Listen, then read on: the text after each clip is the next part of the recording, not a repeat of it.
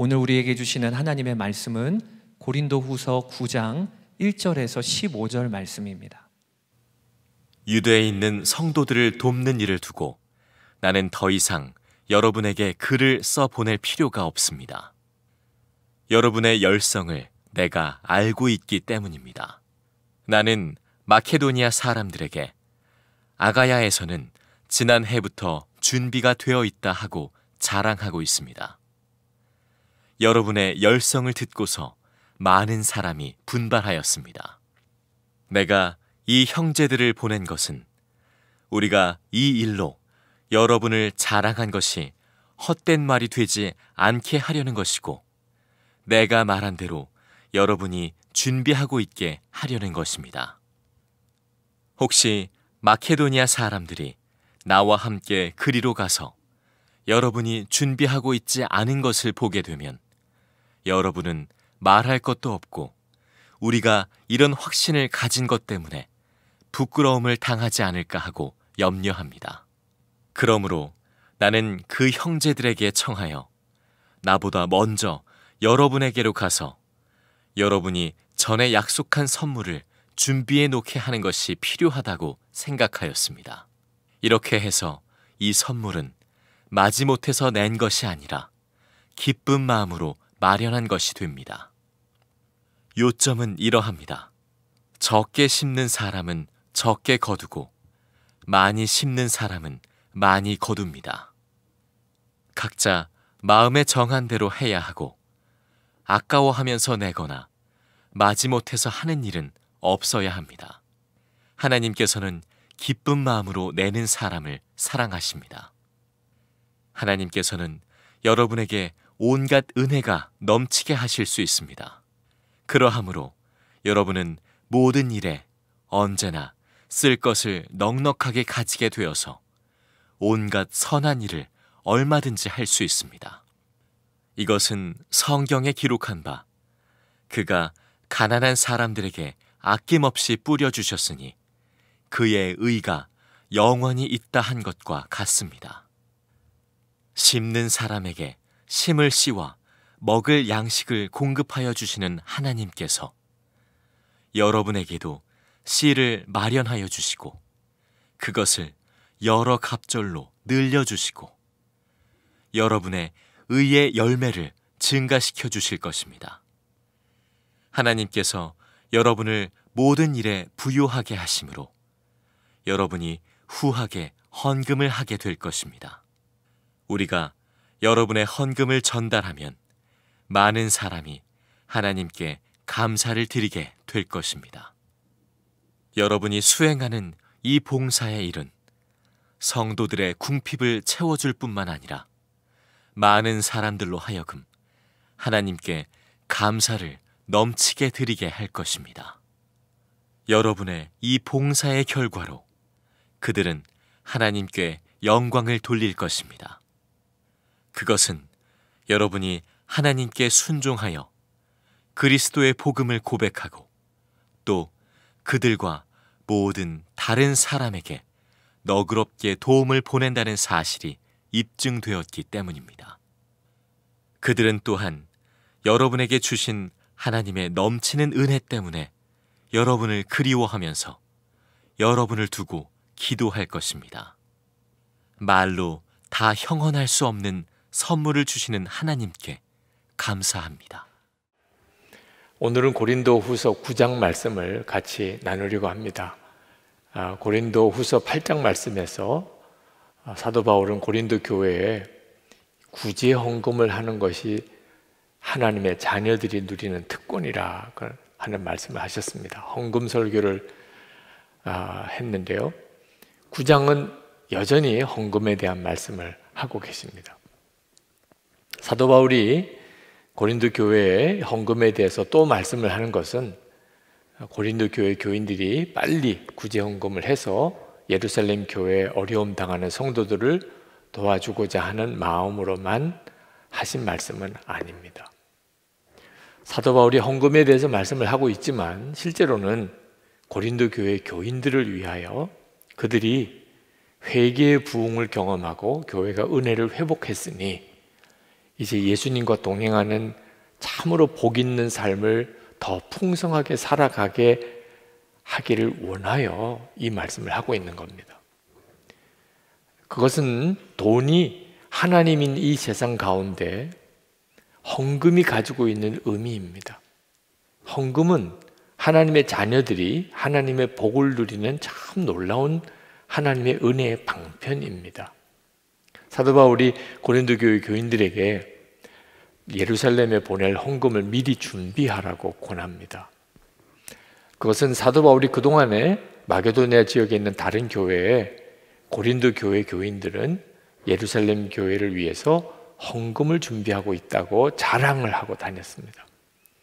그런데 막상 그 헌금을 이제 받으러 고린도 교회에 갔는데 헌금이 준비되지 않았다면, 그러면 사도 바울도 너무 민망하고 고린도 교회는 얼마나 창피한 일이 되겠는가, 그런 뜻입니다. 그러니 헌금을 미리 준비해 놓고 있다가 언제라도 누구든지 오면 그 헌금을 예루살렘 교회로 보내도록 하라, 그런 뜻인데요. 그렇다고 해서 사도 바울은 헌금을 체면 때문에 하거나 억지로 해서는 안 된다고, 헌금은 반드시 기쁜 마음으로 해야 되는 것이라고 그렇게 말씀하고 있습니다. 7절에 보면 아까워하면서 내거나 마지못해서 하는 일은 없어야 합니다. 하나님께서는 기쁜 마음으로 내는 사람을 사랑하십니다. 그러니까 어떤 헌금이든지 그 헌금은 하나님께 드리는 것이기 때문에 기쁨으로 드리지 않은 헌금은 하나님이 받으시지 않으십니다. 헌금의 매우 중요한 기준이 기쁨으로 드리는 겁니다. 2008년이 세계 금융 위기가 오고 우리나라도 경제적으로 굉장한 어려움을 겪었습니다. 그때 우리 교회도 재정에 큰 타격을 받았었습니다. 그때만 해도 아직까지 우리 교회가 이 예배당 건축비 상환을 온전히 감당할 여건이 못 됐기 때문에 성도들의 헌금으로 겨우 이자 정도를 부담하고 있었습니다. 그마저도 어려워지게 된 거죠. 2009년이 시작이 됐는데 건축비 상환을 위한 헌금이 제 마음속에 참 걱정이 되더라고요. 우리 교우들이 어느 정도 이 일을 감당해낼 수 있을까? 근데 그때 기도하면서 하나님이 제게 주신 마음이 오늘 이 고린도후서 이 말씀이었습니다. 헌금은 기쁨으로 해야 하는 거라. 교회를 정말 사랑하고 헌금하는 것이 기쁜 사람의 헌금만 받으라는 겁니다. 억지로 하고 힘들다, 왜 이렇게 해야 되냐, 그런 분들은 헌금하지 말아야 한다. 헌금해도 하나님이 받으시지도 않으시니까. 제가 그것을 받아들이기가 쉽지 않았어요. 그렇지만 아무리 기도하고 생각해 봐도 그 말이 옳아요. 헌금은 하나님께 드리는 거고 하나님은 기쁨으로 하는 것만 받으신다. 그래서 장로님들과 의논을 했습니다. 우리가 전 교인들이 건축헌금을 하는 것 이제는 그만하고 기쁨으로 헌금할 분들만 헌금하게 합시다.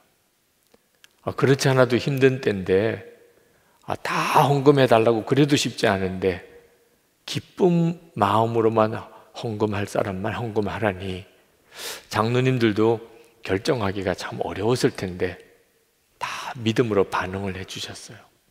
그리고 그때까지만 해도 우리 교우들이 헌금은 이자 갚는 데만 쓰여졌어요. 근데 장로님들께서 그렇게 기쁨으로 헌금한 성도들의 헌금을 이자 갚는 데 쓰는 일은 얼마나 허탈합니까? 그래서 우리 은행 융자 원금 상환하는 데만 쓰도록 합시다. 그래야 조금이라도 자꾸 줄어가야 되죠. 이자는 교회 재정을 아껴서 이자는 교회 일반 재정에서 감당하도록 하겠습니다. 대단한 결심이었습니다. 그때는. 그리고 교우들에게 그것을 광고했습니다. 여러분, 올해는 건축헌금을 기쁜 사람만 하십시오. 정말 교회를 사랑하고 헌금하는 게 너무 기쁜 사람은 헌금합시다. 그래서 주일 저녁을 하루를 택해서 그 헌금하는 게 기쁜 사람만 모이시라고 그랬습니다. 몇 명이나 올까 걱정을 했는데 깜짝 놀라게 정말 많은 분들이 모이셨어요. 건축 헌금하는 시간인데 마치 무슨 축제 같았어요, 느낌이. 마음에 헌금하는 기쁨이 있는 사람들끼리만 모였으니 설교를 들어도 기쁘고 간증을 들어도 기쁘고, 그리고 함께 통성기도 해도 그렇게 힘이 나고, 그리고 헌금 작정서를 봉헌하는 시간에 정말 무슨 잔치 같은 느낌이었습니다. 헌금이 얼마나 작정될지는 모르겠지만 제 마음속에 이것으로 충분합니다, 하나님. 그런 마음이 들더라고요. 결과도 참 놀라웠어요. 우리가 이 예배당을 다시 건축하기 위해서 특별 헌금을, 건축 헌금을 했을 때보다 3배나 많은 헌금이 작정되었습니다. 그때부터, 그 해부터 2009년 금융위기 때문에 어려웠던 그 해부터 우리 교회 이 건축비 융자의 원금 상환이 시작이 되었습니다. 저는 그때 헌금은 기쁨으로 해야 하는 거고, 그때 하나님이 역사하신다는 것을 알았어요. 여러분, 선교헌금 오늘까지가 이제 2021년 선교헌금 작정 마지막 날인데 얼마를 내가 작정해야 되나? 건축헌금은 얼마를 해야 되나? 11조 헌금은 어떤 기준으로 해야 되나? 여러분들이 그동안 고민하신 분들도 있으실 거예요. 기준은 아주 명확합니다. 마음에 정한 대로 하면 돼요. 여기 7절에 보면 각자 마음에 정한 대로 해야 하고 그랬습니다.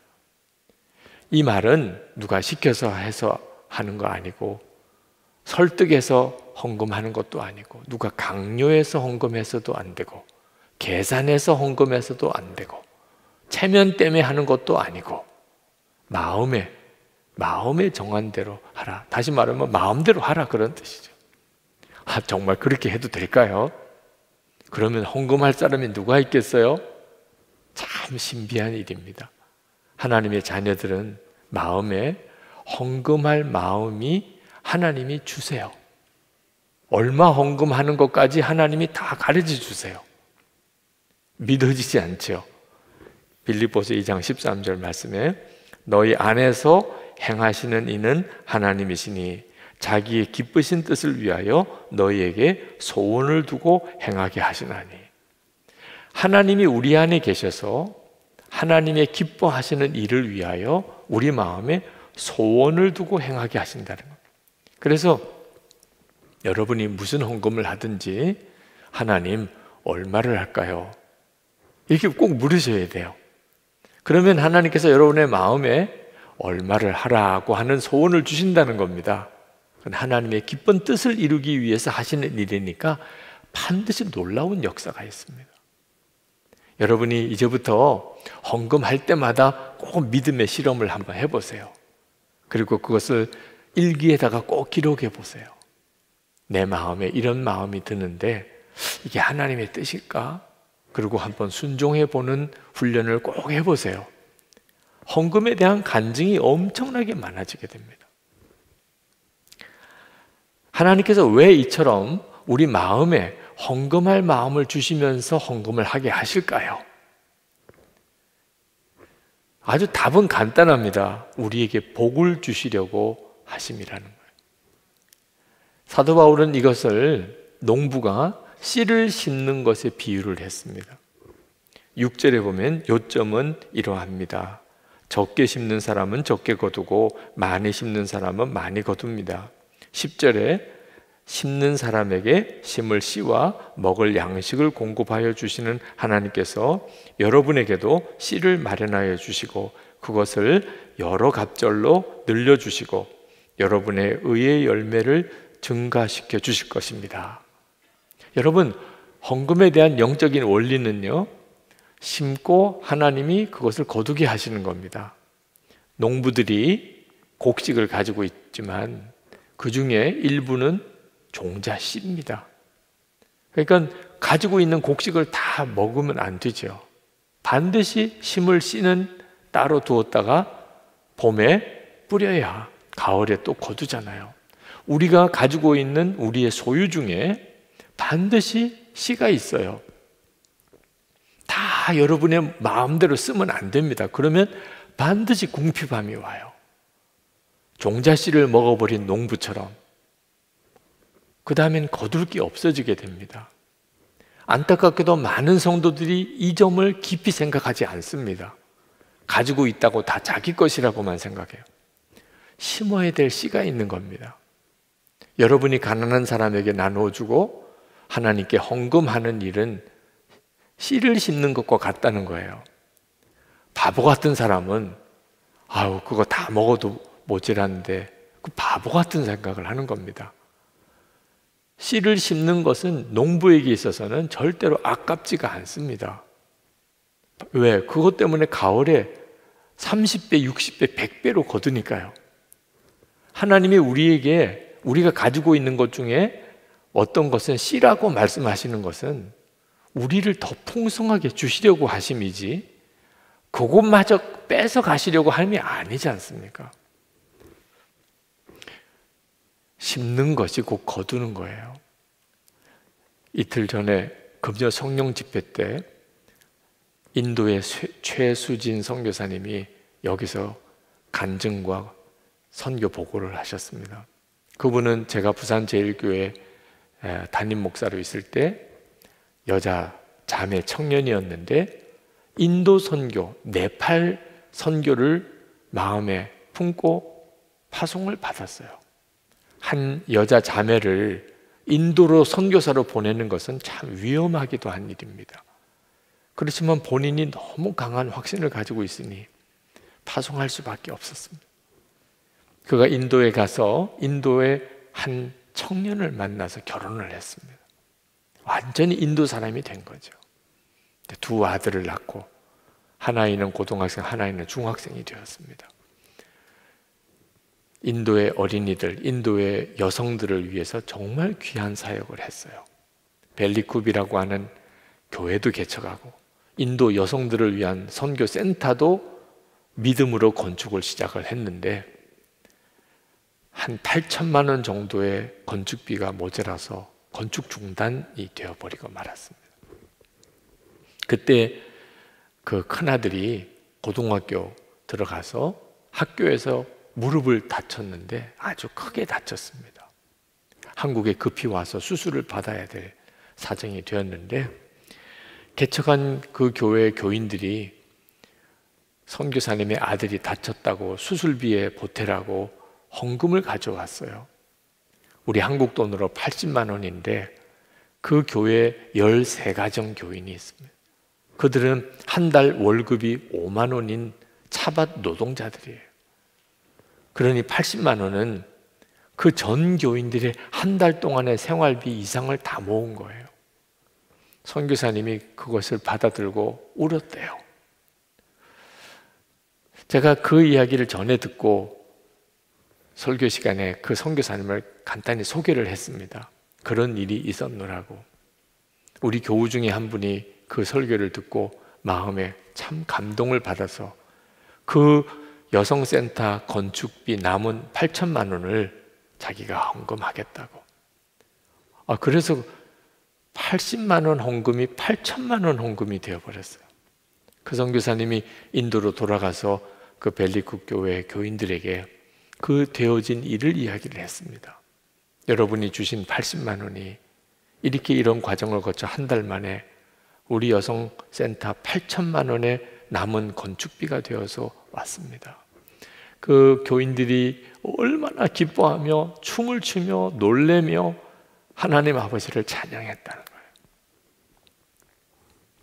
그 이야기를 지난 금요일에 쭉 간증을 하셨어요. 혹시 여러분 못 들어보신 분은 들어가서 한번 들어보세요.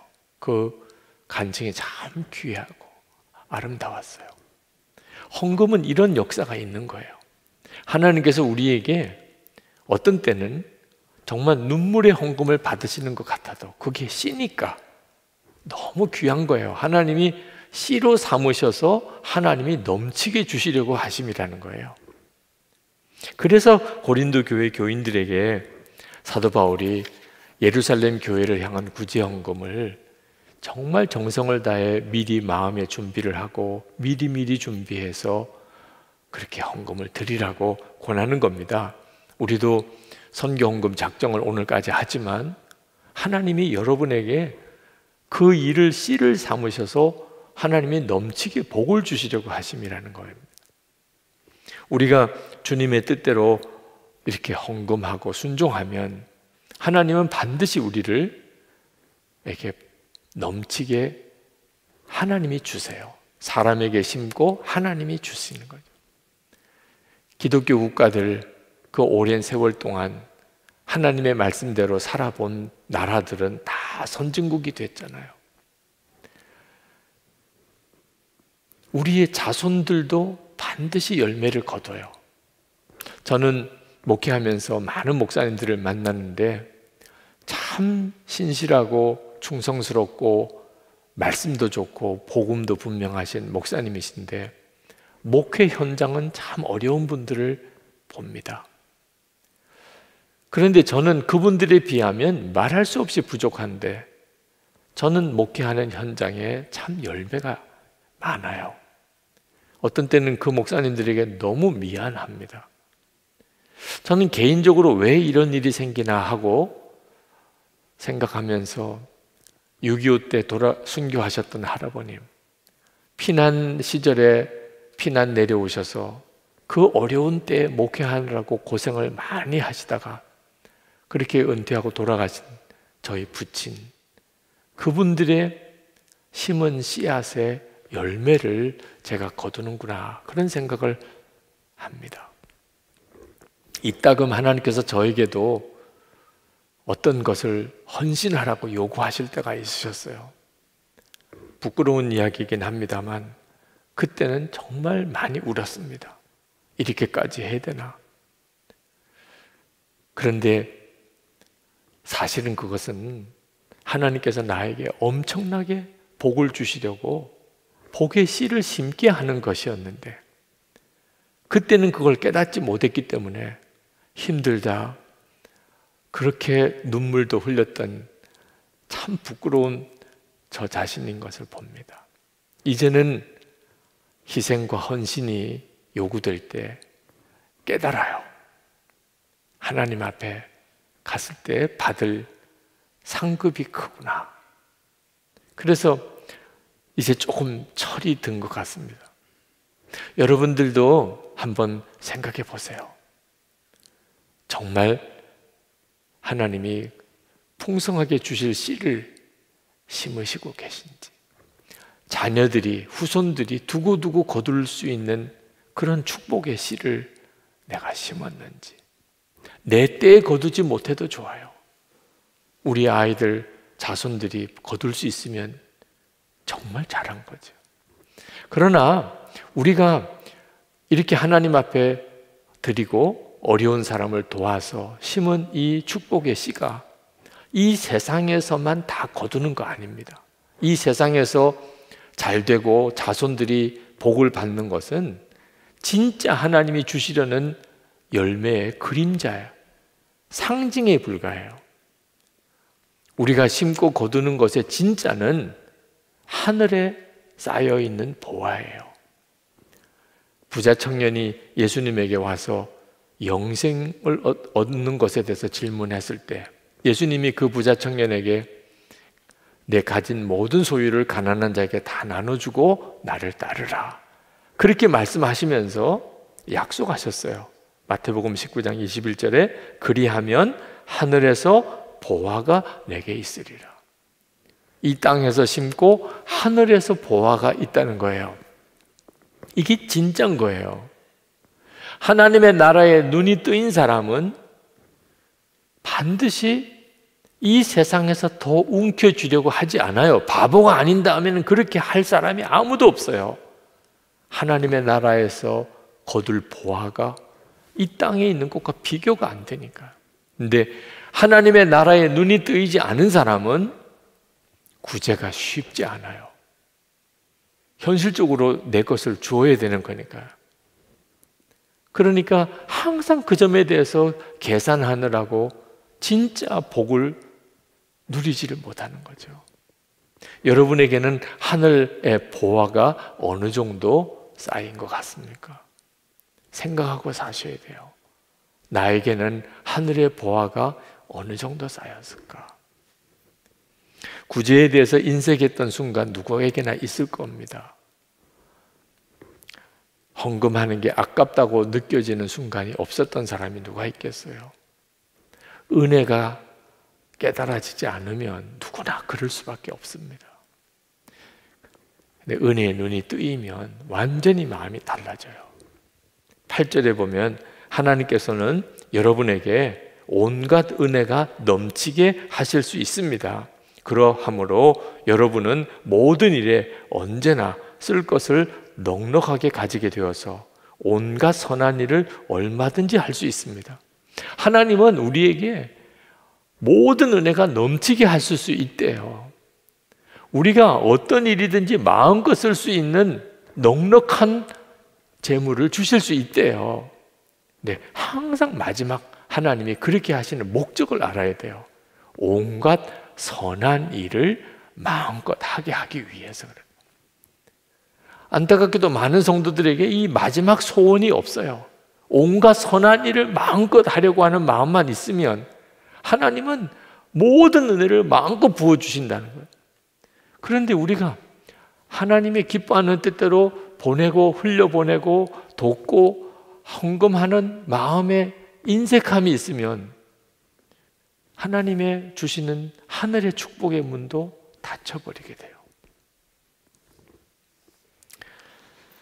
사도 바울이 헌금을 가지고 하나님께 영광 돌리는 일이라 그렇게 표현을 했습니다. 13절에 여러분의 이 봉사의 결과로 그들은 하나님께 영광을 돌릴 것입니다. 우리가 하나님께 영광을 돌리는 방법이 여러 방법이 있는데 찬양을 할 때, 그렇죠? 또 간증을 하면서 하나님께 영광 돌립니다. 뭐 그럴 수 있죠. 그런데 사도 바울은 구제 헌금을 통해서 하나님께 영광을 돌린다는 거예요. 그게 어떻게 그렇게 되죠? 우리가 어려운 사람을 도왔어요. 그러면 그 어려운 사람은 어떻게 해요? 하나님 감사합니다. 그죠? 참 힘들고 어려웠는데 교회와 성도를 통하여 도움이 왔어요. 아, 이게 교회에서 주시는 거예요? 아유, 하나님 감사합니다. 하나님이 영광을 받으시죠. 그러니까 우리가 구제헌금을 하고 우리가 헌금을 하고 이렇게 어려운 사람을 도우면 하나님께서 영광을 받으신대요.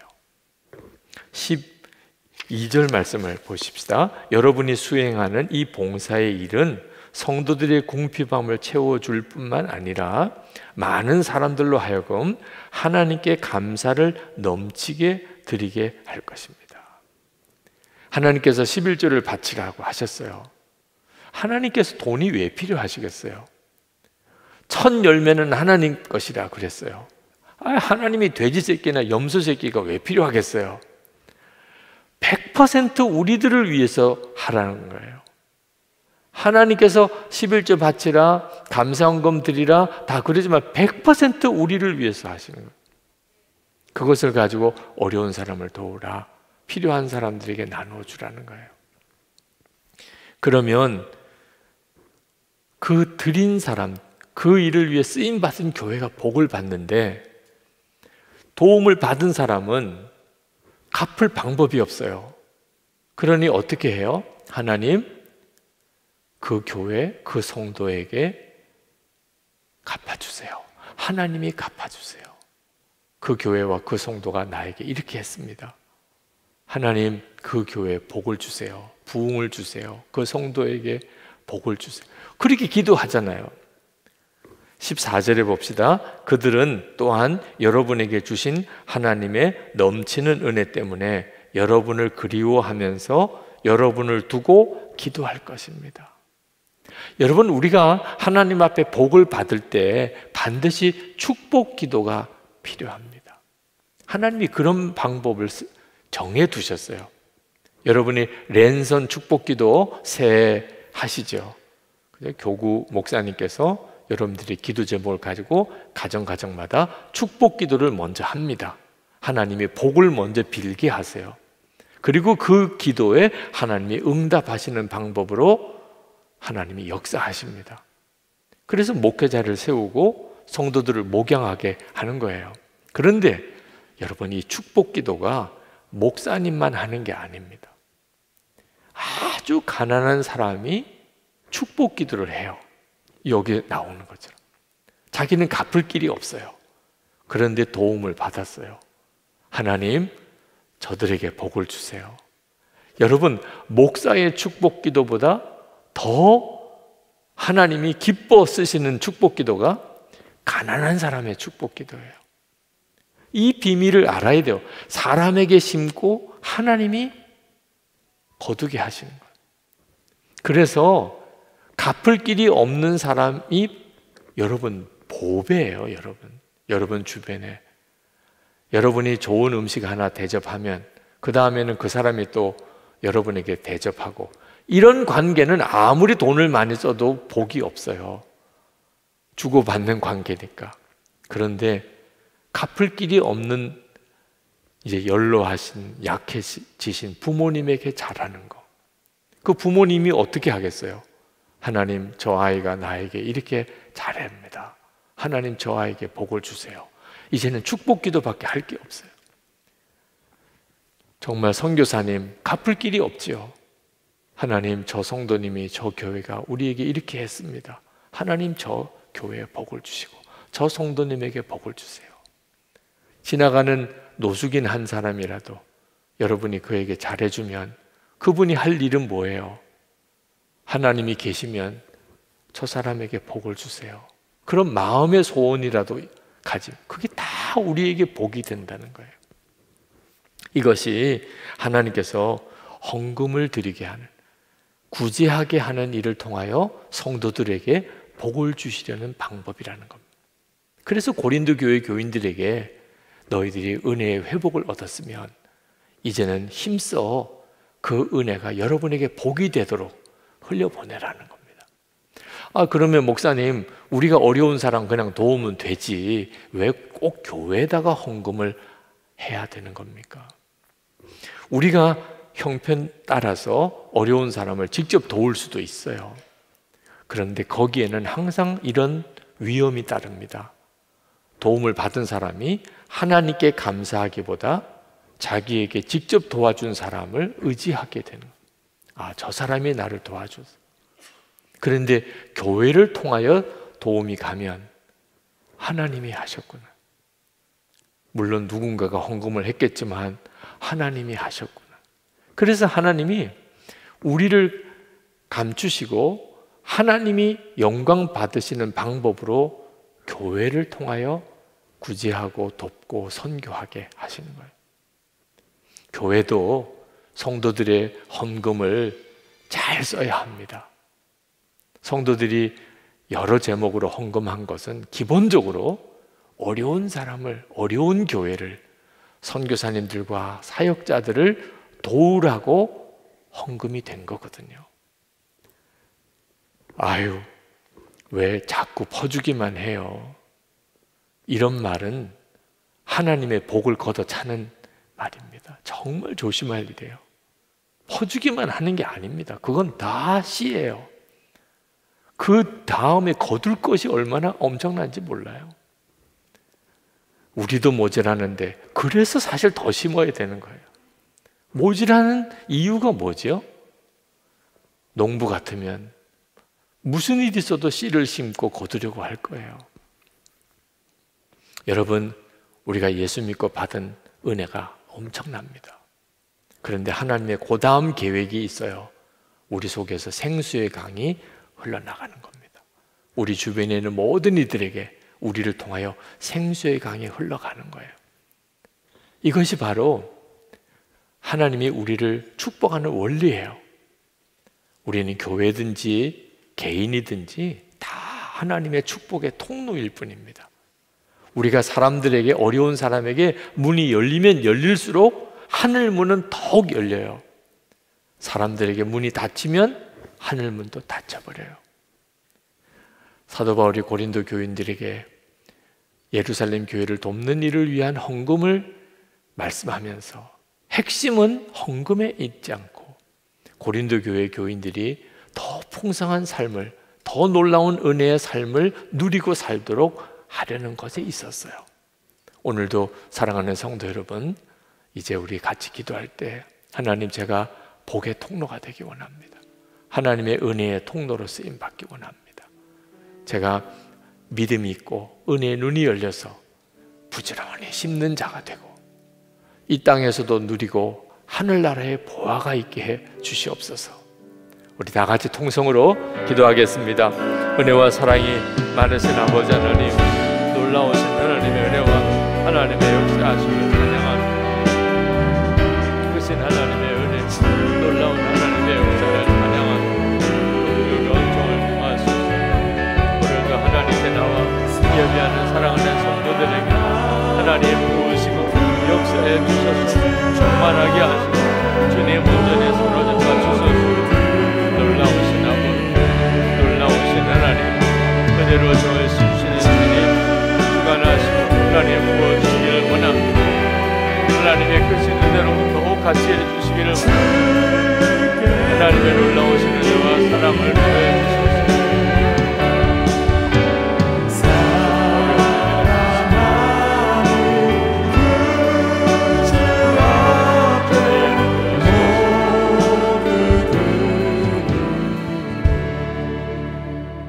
아버지 하나님, 오늘 저희들의 예배를 받으소서. 주님을 향한 우리의 감사와 찬양을 받아주소서. 참 어려운 때를 만나 지금도 힘들어하는 우리 성도들도 많이 있습니다. 다 하나님의 사랑하는 자녀들입니다. 하나님, 우리가 정말 이 땅을 복 있게 살기를 위하여 하나님께서 오늘 우리에게 헌금을 통하여 하나님께 영광 돌리는 길에 대하여 말씀해 주셨으니 아멘으로 붙잡습니다.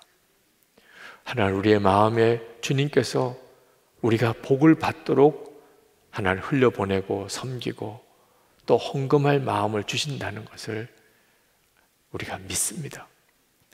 주님, 순종하겠습니다. 우리에게 계속 말씀해 주소서.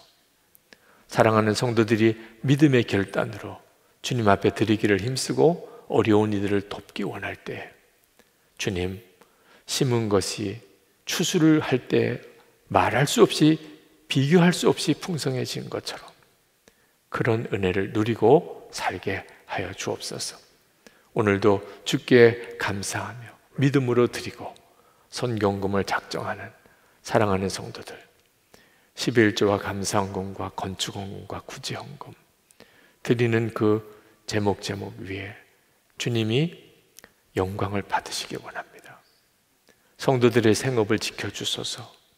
가정을 지켜주소서. 믿지 않는 가족들 다 주께로 돌아오게 하소서. 우리의 자녀들이 온전한 믿음으로 서게 하소서. 성도들의 육신의 질병을 깨끗이 고쳐주소서. 이 땅에 거룩한 교회들이 또 기도하는 성도들이 일어나므로 우리 나라가 하나님을 경외하는 나라가 되게 하소서. 우리 민족이 복음으로 통일되는 역사가 속히 이루어지게 해 주소서. 김국기 목사님, 김정훈 목사님, 최충길 선교사님, 장문석 집사님 속히 석방되게 하소서. 세계 전역에 코로나19가 이제는 종식되고 영적 대각성이 나라마다 교회마다 일어나게 하소서. 닫혀진 선교의 문 다시 활짝 열어주소서. 그래서 주의 다시 오심을 준비하게 하옵소서. 주 예수 그리스도 이름으로 간절히 기도합나이다. 아멘. 우리 다 일어나셔서 찬양하겠습니다.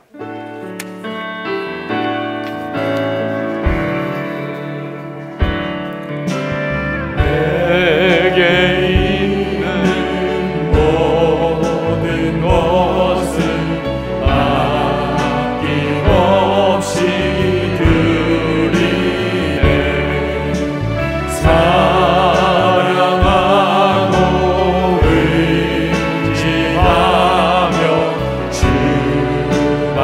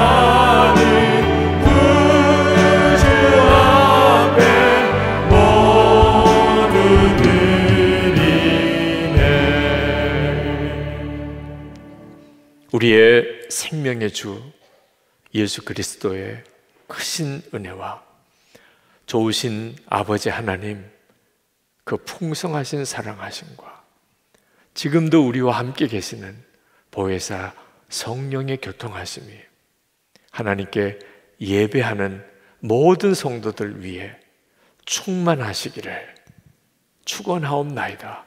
아멘.